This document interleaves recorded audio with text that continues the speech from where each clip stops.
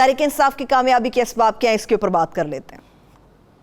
پہلی دفعہ P T I نے الیکشن لڑا جیسے لڑنے کا حق ہے، یعنی وہ اس کی حرکیات کو، انتخابی مارکے کی حرکیات کو، اس کی مکینکس کو زیادہ نہیں سمجھتے، یعنی الیکشن لڑنے کا جنرلی ڈھنگ جانتے ہیں، وہ ماحول بنا لیتے ہیں، لیکن الیکشن کے دن کے کچھ تقاضے ہوتے ہیں۔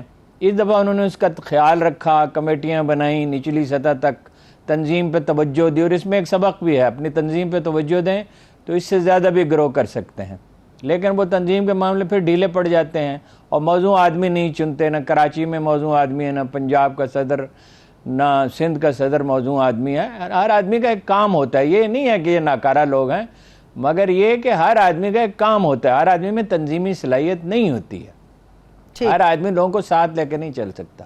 صحیح ہے۔ تیسری بات یہ ہے، میں نے آپ سے عرض کیا تھا، اس کو جنرلی نظر انداز کیا ہے میڈیا نے، مجھے حیرت ہے، بار بار ہم کہتے رہے کہ ایک جیسے ووٹ کاسٹ نہیں ہوتے، ایک پارٹی کے ووٹ 50 ایک کے ہیں، 50 دوسرے کے ہیں، فرض کیجئے، بالکل برابر تو کبھی ہوتے نہیں، لیکن ووٹ کاسٹ کتنے ہوں گے؟ تو زیادہ جوش و جذبہ تھا، زخم خوردہ تھے لوگ پی ٹی آئی کے، تو انہوں نے زیادہ جذبے کا مظاہرہ کیا، خراب موسم میں وہ نکلے۔ صحیح۔ ایک بہت اہم فیکٹر یہ ہے، اور اتنا اچھا انتظام تھا کہ ایک ایک آدمی کی ڈیوٹی تھی کہ کس آدمی کو اس نے پولنگ اسٹیشن پہ لے کے جانا ہے۔ وہ پوچھا ایک نوجوان سے لاہور میں کہ بھائی موٹر سائیکل پہ لے کے جائیں گے، کیا کریں گے، کیا سواری؟ اس نے کہا چاہے چھکڑے پہ لے کے جائیں گے۔ یہ ہے، بہت کمٹمنٹ کا لیول بہت زیادہ تھا، زیادہ گہری وابستگی تھی، بہت جوش و جذبہ تھا۔ صحیح ہے۔ ایک بات یہ ہے، اور یہ کم اہم نہیں ہے، وہ یہ ہے کہ شروع میں تو غم زیادہ تھا، ملال، رنج زیادہ تھا، لیکن رفتہ رفتہ اس ملال پہ قابو پایا گیا۔ ہم بھی پوائنٹ آؤٹ کرتے رہے اور لوگوں نے بھی کیا ہوگا، ایک خیال ایک ہی ذہن میں نہیں آتا، بعض اوقات جب قدرت کو منظور ہوتا ہے چیزوں کو بدلنا تو ایک خیال بہت سے ذہنوں میں اترتا ہے۔ درست۔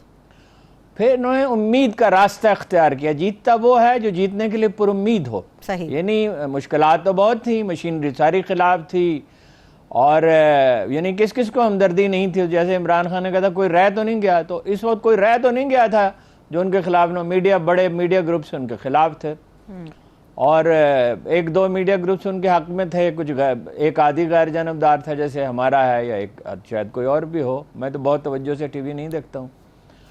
تو امید برقرار رہی، یعنی یہ بیانیے کی بجائے کہ جی اس موقف کی بجائے کہ رکاوٹیں ڈالی جا رہی ہیں اور دھاندلی، اس پہ زیادہ زور دینے کی بجائے اس کا ذکر تو وہ کرتے رہے، اور کرنا بھی چاہیے تھا، لیکن یہ کہا جیتیں گے، ضرور جیتیں گے، انشاءاللہ جیتیں گے، ضرور جیتیں گے۔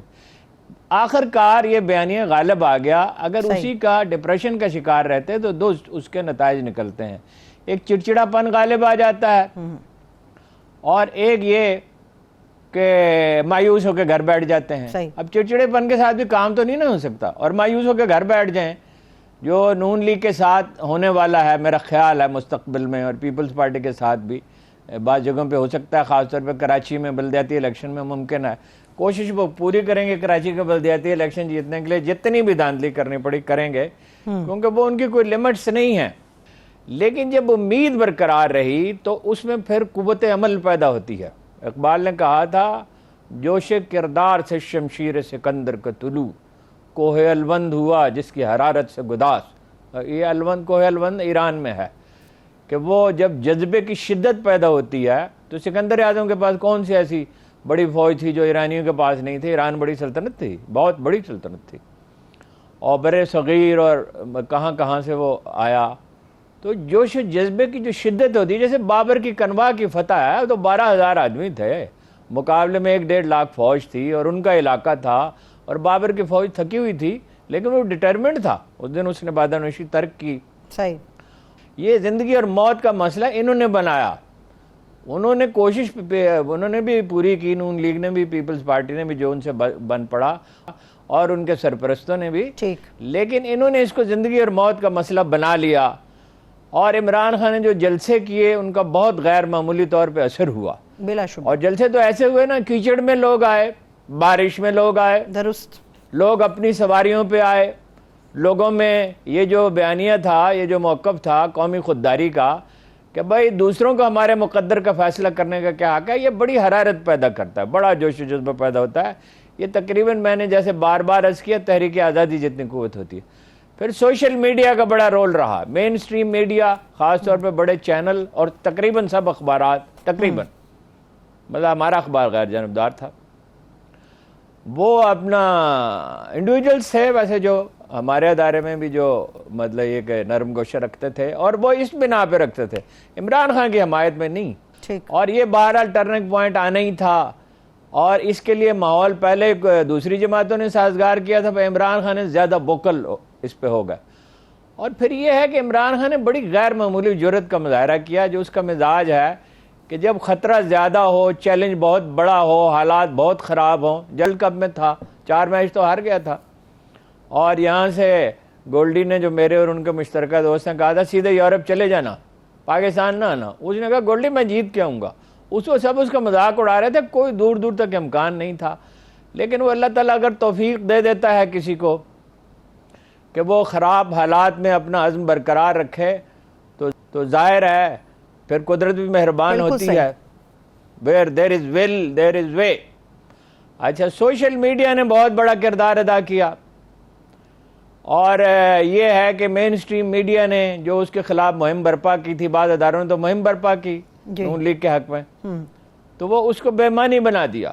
میں آپ کو اس کی مثال دیتا ہوں کہ منچنا آباد میں بٹو برادری ہے جس کی وجہ سے وہ آزاد امیدوار جیت بھی گیا, تو وہ یا یہ اپنا بکر میں جو صورتحال تھی, دور دراز کے علاقوں میں, یا یہ ہمارے پنڈی میں, ایک ایک انفارمیشن لوگ دے رہے تھے اخبار نویسوں کو. آج بھی میں نے ایسے لوگوں کے پیغامات مجھے ملے جن سے میری ملاقات نہیں ہے, اور انہوں نے مثلاً اس کے بکر کے بارے میں سعید نوانی صاحب کیوں ہار گئے بتایا, اور یہ بھی بتایا کہ 2 پولنگ اسٹیشنوں پہ تو پولنگ ایجنٹ ہی نہیں تھے, کہیں کہیں تو اب بھی غلطی ہوئی, اس طرح کی تنظیم تو نہیں ہے.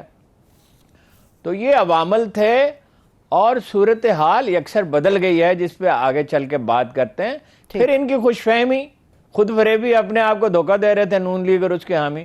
وہ ایک سروے ہوا, دوسرا سروے ہوا, تیسرا سروے ہوا, گلیوں بازاروں میں جو آدمی جاتا تھا اسے پتہ چلتا تھا. میں آپ سے کہتا نہیں رہا 15-16 سیٹیں جیت لیں گے, بالکل بالکل یہ ریکارڈ پہ ہے. مراد یہ تھی کہ اگر پولنگ ڈے پہ دھاندلی نہیں ہوتی اتنی جتنی ہم ایکسپیکٹ کرتے ہیں, یا رزلٹ تبدیل نہیں کیا جائے تو 15-16 جیت لیں گے. تو ہمیں کوئی الہام ہوا تھا, بس یہ جاتے تھے, لوگوں سے ملتے تھے, دفتر میں آئے, لوگوں سے ملے, باہر نکلے, کہیں ریسٹورانٹ میں گئے, کہیں بات کرنے کے لیے گئے, کسی سے ملنے کے لیے گئے, پوچھا لوگوں سے کہ عام لوگ کیا کہتے ہیں. تو یہ ناممکن نہیں تھا. لیکن وہ جب آدمی اپنی کاوش کی بجائے بھروسہ کرتا ہے, کسی پہ انحصار کرتا ہے, ان کا تو انحصار تھا نا اسٹیبلشمنٹ پہ, عدلیہ پہ, بدلے ہمارے عدلیہ کی مدد کرے گی, اور پولنگ کے عملے پہ وہ اتنا دباؤ عمران خان نے پیدا کر دیا تھا کہ بہت کم واقعات ہوئے کہ پولنگ کے عملے. شیخوپورہ میں ایک واقعہ ہوا, ایک اسسٹنٹ وہ پولنگ اپنا ریٹرننگ افسر نے, اسسٹنٹ پریزائڈنگ افسر نے 600 ووٹ ڈال دیے, اور اس کو پکڑ لیا لوگوں نے, تو اس نے تردید بھی نہیں کی, وہ بہت گھبرایا ہوا تھا. دباؤ اتنا ڈالا کہ سب لوگوں نے مدد نہیں کی جن سے مدد کی توقع تھی, مثلا پولیس کے لوگ بھی. تو یہ سارے عوامل تھے. سب سے اہم بات یہ ہے 2 چیزیں, باقی چیزیں بھی اہم ہیں, سب چیزوں نے کنٹریبیوٹ کیا. مہنگائی بہت ہو گئی, ایکسپوز ہو گیا شہباز شریف صاحب, اور عمران خان کا موقف لوگوں نے تسلیم کر لیا. لوگ دلیر آدمی کا ساتھ دیتے ہیں, بزدل آدمی کا ساتھ نہیں دیتے. وہ ڈٹ کے کھڑا ہو گیا, اور اس نے ہر طرح کا خطرہ مول لیا. جب ایسی صورتحال, ایک والہانہ محبت پیدا ہو جاتی ہے دیہات میں. یعنی مشرقی پنجاب سے میسیجز آ رہے تھے, اور انڈیا سے اور بھی میسیجز آ رہے تھے کہ آپ کیا کرتے ہیں, آپ کا لیڈر اتنا اچھا ہے, اور آپ اس کو اپنا, یعنی جو مغرب میں لوگ ہیں, یورپ میں اور امریکہ میں, وہاں سکھ خاص طور پہ